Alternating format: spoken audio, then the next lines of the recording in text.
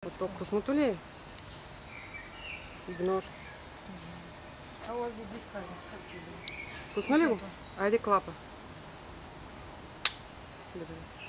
Кажи ни малко за себе си. Казвам се Орлин Милчев. Познат съм на хората, които занимават с хип-хоп като Атила. Занимавам се с кино, завършвам кинорежисура в надвис в момента, предстои дипломиране и така.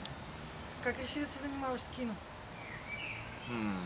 Киното беше най-добрият начин да изразя най-пълноцветно това, което по някакъв начин живее в мен като идеи, като проблеми, които ме безпокоят, като тревоги, свързани с мен самия, с обществото. Всичко почна от музиката, всичко почна от хип-хопа. Продължава да бъде свързано с хип-хопа, но киното е един по-богат език, една по-богата азбука, която позволява да се съберат звук, картина, текст на едно място. Кой е най-големият ти стимул да го правиш? Нямам избор. Ако не го правя, все едно си мълча. Аз не обичам да си мълча. Кое е най-голямото препятствие по време на професионалната ти кариера?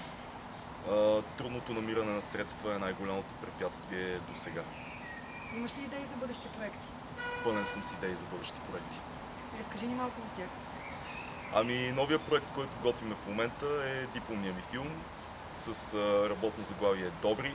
Добри е един филм за бежанец от Мали, който пресича границата, загубва се в българските гори и Балкани и попада на един местен овчар. Възникват отношения между тях двамата.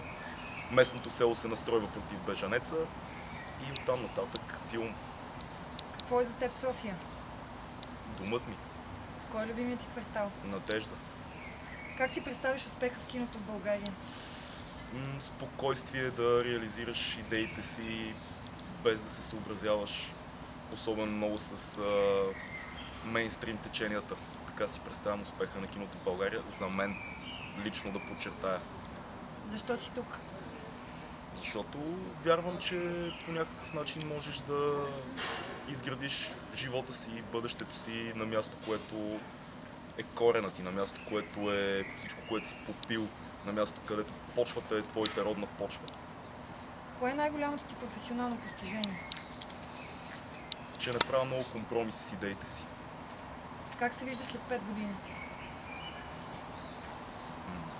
След 5 години се виждам малко по-обнадежден за бъдещето на киното в България. Кой е филма, който мечтаеш да направиш? Следващия.